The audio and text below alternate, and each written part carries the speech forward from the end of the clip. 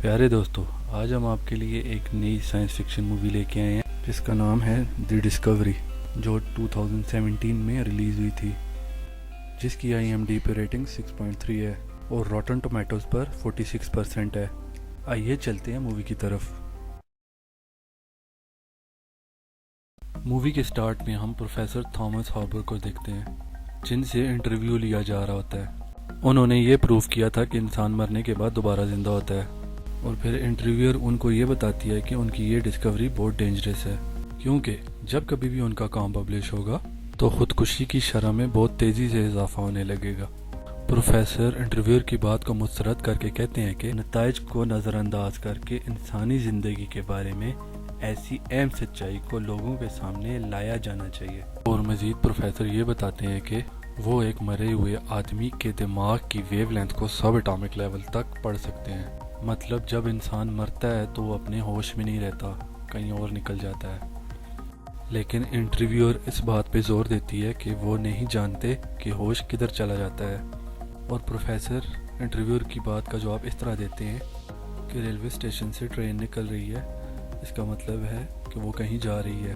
اور پھر انٹرویور ان سے کہتی ہے کہ بہت سی مشہور شخصیات، کھلاڑی اور سینکڑوں سویلین لوگوں نے آپ کی یہ بات سن کر خودکشی کی تھی۔ کیا آپ سمجھتے ہیں کہ آپ ان کی موت کے ذمہ دار ہیں؟ پروفیسر آگے سے سمپل سا جواب دیتے ہیں کہ نہیں، اور تب ایک کیمرہ مین ان کے سامنے آ کے کھڑے ہو کے ان کا شکریہ ادا کرتا ہے، اور ساتھ ہی وہ اپنے آپ کو گولی مار دیتا ہے۔ اور اب یہ ایک فیشن کی طرح بن چکا تھا، لوگ خودکشی کر رہے ہیں کیونکہ اپنی زندگی ری سٹارٹ کریں گے، اور یہ ڈسکوری کا دوسرا سال تھا۔ دوسری طرف پروفیسر تھامس کا بیٹا ول ہاربر اپنی بورڈ پہ بیٹھا ہوتا ہے اور اپنے فادر کا انٹرویو سن رہا ہوتا ہے۔ اس ڈسکوری کے بعد خودکشی کی شرح میں بہت اضافہ ہوا ہے۔ ول ٹی وی بند کر دیتا ہے اور کہتا ہے کہ اسے اپنے باپ کے اس کام پہ ذرا فخر نہیں ہے، اور دوسری سیٹ پہ بیٹھی ایک لڑکی چونک جاتی ہے۔ وہ اسے اپنا تعارف کرواتی ہے، کہتی ہے میں آئلہ ہوں، اور ول اسے دیکھ کے کہتا ہے کہ تمہاری شکل جانی پہچانی ہے۔ پھر وہ دونوں آپس میں باتیں کرتے ہیں اور اس ڈسکوری کے اوپر بھی بات کرتے ہیں۔ آئلہ اس ڈسکوری کے حق میں ہوتی ہے، اور دوسری طرف ول کہتا ہے کہ مجھے اس بات کا یقین نہیں ہے۔ آئلہ کے مطابق یہ ڈسکوری ان لوگوں کے لیے ہے جو اپنی زندگی سے بہت پریشان ہیں اور اپنی زندگی دوبارہ سے شروع کر سکتے ہیں۔ یہ کہہ کر آئلہ وہاں سے چلی جاتی ہے، اور ول کو اس کا بھائی جس کا نام ہوتا ہے ٹوبی، وہ اسے پک کرنے آتا ہے، اور وہ دونوں ایک بہت بڑے محل میں چلے جاتے ہیں جو ان کے فادر نے خریدا تھا۔ پروفیسر نے اندر سارا سیٹ اپ لگایا ہوتا ہے، اور وہ بندے کام پہ رکھے ہوتے ہیں جو خودکشی میں ناکامی کا شکار ہوتے ہیں۔ ول گھر میں پڑی مشینری کو دیکھ کے کنفیوز ہو جاتا ہے۔ پروفیسر کسی قسم کا ایکسپیریمنٹ کر رہا ہوتا ہے، اور ول جب اپنے فادر سے ملتا ہے تو یہ سب کچھ روکنے کا کہتا ہے۔ ول چاہتا ہے کہ تھامس میڈیا کو بتائے کہ اس کی ڈسکوری غلط ہے تاکہ خودکشی کا سلسلہ رک جائے۔ تھامس اس کی بات پر ہنستا ہے اور کہتا ہے کہ میری ڈسکوری 100% ٹھیک ہے، اور میں کسی سے جھوٹ نہیں بولوں گا۔ جیسا کہ یہ پتہ چلتا ہے کہ اس کا بیٹا ول اس کی دریافت کے لیے حوصلہ افزائی تھا، کیونکہ جب وہ چھوٹا تھا تو اس کا ایکسیڈنٹ ہوا تھا اور وہ موقع پہ ہی مر گیا تھا، اور میں نے تمہیں دوبارہ زندہ کیا۔ اور ول ہی نے اسے بتایا کہ اسے خیال آتے ہیں اور ایک چھوٹا بچہ اس کے سامنے آتا ہے، اور تھامس اپنے بیٹے ول کی یہ باتیں سن کر اس بات پہ یقین کر لیتا ہے کہ مرنے کے بعد بھی ایک زندگی ہے۔ آخرکار ول اپنے آپ کو ہی قصوروار ٹھہراتا ہے اپنی موت کے لیے، اور یہ سب کچھ روکنے کا کہتا ہے۔ اس بحث کے بعد ول اپنا دماغ ٹھنڈا کرنے کے لیے باہر چلا جاتا ہے، اور اچانک اس کی نظر بیچ پر ایلسا پر پڑتی ہے، جو بیچ کے کنارے بیگ میں کچھ بھر رہی تھی۔ پھر وہ بیگ پہن کر پانی میں جا رہی تھی۔ اب ول کو یقین ہو چکا تھا کہ وہ خودکشی کر رہی ہے، اور اسے بچانے کے لیے بھاگتا ہے اور پانی میں جا کر اسے واپس لے آتا ہے۔ اس بات پر ایلسا کو بہت غصہ آتا ہے، وہ اسے محل میں لے آتا ہے اور اپنے بھائی ٹوبی سے کہتا ہے کہ اس سے بات کرو، کیونکہ ٹوبی نے بہت سارے خودکشی والے لوگوں کی مدد کی تھی۔ ٹوبی کہتا ہے کہ مجھے ایلسا سے کچھ سوال پوچھنے ہیں۔ ایلسا سرپرائز ہو جاتی ہے جب اسے پتہ چلتا ہے کہ پروفیسر ول کا باپ ہے، اور وہ اس سے سوال جواب کرنے لگ جاتا ہے۔ اتنے میں ول محل کا چکر لگاتا ہے اور اسے پتہ چلتا ہے کہ خودکشی کرنے والوں کے لیے ضرورت کی ہر چیز موجود ہے۔ پھر سارے ایک کمرے میں جمع ہوتے ہیں، اور ایک بندہ آتا ہے جس کے سر پر ایک ڈیوائس لگی ہوتی ہے، اور وہ کلیم کرتا ہے کہ مرنے کے بعد زندہ ہونے کا راستہ اس نے نکال لیا ہے، اور اب تک دنیا یہ سمجھتی ہے کہ مرنے کے بعد ہمارے دماغ کی لہریں کہیں چلی جاتی ہیں، لیکن پروفیسر کو پتہ چل جاتا ہے کہ وہ کدھر جاتی ہیں۔ ول اور باقی لوگ یہ سن کے حیران ہو جاتے ہیں۔ اب پروفیسر اس ڈیوائس کو ایکسپلین کرتا ہے کہ مرنے کے بعد کی ریکارڈنگ اس کے ذریعے ہمیں ملے گی۔ پروفیسر اپنی آفس میں چلا جاتا ہے اور باقی لوگ بھی وہاں آ جاتے ہیں اور انسسٹ کرتے ہیں کہ یہ پہلا ایکسپیریمنٹ ہم پہ کیا جائے، لیکن پروفیسر انہیں کہتا ہے کہ اس کے لیے پہلے انہیں مرنا پڑے گا، یہ ایکسپیریمنٹ ہم ڈیڈ باڈی پہ کریں گے، اس کے لیے وہ ڈیڈ باڈی مردہ خانے سے چرائیں گے۔ رستے میں ٹابی ایسلا کو بتاتا ہے کہ اس کی ماں نے بھی خودکشی کی تھی اور وہ اپنی ماں کی موت کا ذمہ دار اپنے باپ کو ٹھہراتا ہے۔ مردہ خانے میں ٹوبی کیپر کا دھیان بھٹکاتا ہے اور ول اور ایسلا کو کہتا ہے کہ فلپس نام کے بندے کی باڈی لے آؤ، اور پھر وہ فلپس کی باڈی ڈھونڈ کے وہاں سے نکال لاتے ہیں۔ اس رات ایسلا اور ول دونوں اکٹھے سوتے ہیں۔ ول اسے بتاتا ہے کہ اس کی ماں نے اپنی ویڈنگ اینیورسری والے دن خودکشی کی تھی، کیونکہ تھامس اس کا ذرا خیال نہیں کرتا تھا اور ویڈنگ اینیورسری والے دن بھی وہ اپنے آفس میں تھا، اور اس سے اگلے ہی دن ول کو اپنی ماں کی لاش باتھ ٹب میں ملی۔ پھر وہ باتیں کرتے کرتے سو جاتے ہیں۔ اگلی صبح سارے ایکسپیریمنٹ کے لیے تیار ہوتے ہیں اور وہ ڈیوائس فلپس کے سر پہ لگا دیتے ہیں اور بٹن دبا دیتے ہیں اور مانیٹر پہ ڈسپلے کا انتظار کرتے ہیں، لیکن کچھ ڈسپلے نہیں ہوتا۔ اور جب لیب سے سب باہر چلے جاتے ہیں سوائے ول کے، تو مانیٹر پر فلپس کے دماغ کا ڈسپلے آنا شروع ہو جاتا ہے، جسے دیکھ کر ول حیران رہ جاتا ہے۔ وہ کوئی ہاسپٹل کا سین ہوتا ہے جس میں فلپس کسی لڑکی کو مل رہا ہوتا ہے۔ ول کسی کے آنے سے پہلے جلدی سے اسکرین آف کر دیتا ہے اور پروفیسر لیب میں واپس آ کے کہتا ہے کہ یہ فلپس کو واپس سیمیٹری چھوڑاؤ، یہ ایکسپیریمنٹ فیل ہو چکا ہے اور کسی دوسرے بندے کا انتظام کرو۔ ول اور ایسلا فلپس کی باڈی کو مردہ خانے کے باہر پھینک آتے ہیں اور گاڑی میں آ کے کس کرتے ہیں، اور دونوں گھر واپسی پہ ایک دوسرے سے کوئی بات نہیں کرتے۔ ول کے دماغ میں وہی ویڈیو والا سین چل رہا تھا۔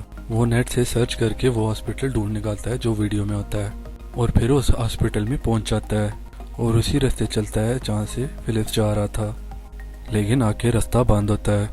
ہاؤس کیپنگ سے پوچھنے پر پتہ چلتا ہے کہ اس ہاسپٹل کی رینوویشن ہوئی تھی اور وہ رستہ بند کر دیا گیا تھا۔ ول کو یقین ہو جاتا ہے کہ یہ ویڈیو فیوچر سے نہیں ہے، یہ شاید فلپس کی اپنی میموریز تھیں۔ دوسری طرف ہال میں سب لوگ جمع ہوتے ہیں۔ پروفیسر سیشن کے لیے ایک لڑکی کو بلاتا ہے جس کا نام ہوتا ہے لیسی۔ لیسی ڈسکوری کے خلاف بولتی ہے اور کہتی ہے کہ لوگ اسی کی وجہ سے خودکشی کر رہے ہیں اور اسی کی وجہ سے خودکشی کی شرح میں اور بھی اضافہ ہوگا۔ اور پروفیسر اسے کہتا ہے کیا تم وہ دن بھول گئی ہو جب تم جنگل میں خودکشی کرنے والی تھی اور میں تمہیں اپنے ساتھ لے آیا؟ تم اپنا سامان پیک کرو اور یہاں سے نکل جاؤ۔ ول کو اپنے فادر پہ غصہ آتا ہے کیونکہ لیسی کی انسلٹ ہو رہی ہوتی ہے اور تھامس معاملے کو رفع دفع کر دیتا ہے۔ اگلے سین میں ہم دیکھتے ہیں کہ ول آئلا کو وہ والی ویڈیو دکھاتا ہے اور پھر وہ دونوں اسی ہاسپٹل میں انویسٹیگیشن کرنے جاتے ہیں اور انہیں ڈھونڈنے میں پتہ چلتا ہے کہ جہاں فلپس کے فادر ایڈمٹ تھے وہ عورت شاید فلپس کی کوئی ریلیٹیو ہے جو اس کے فادر کو دیکھنے آئی تھی۔ اس رات ول اپنے بھائی ٹوبی سے بات کر رہا ہوتا ہے اور وہ اسے بتاتا ہے کہ پروفیسر اس مشین پہ اس کی ماں کی وجہ سے کام کر رہا ہے۔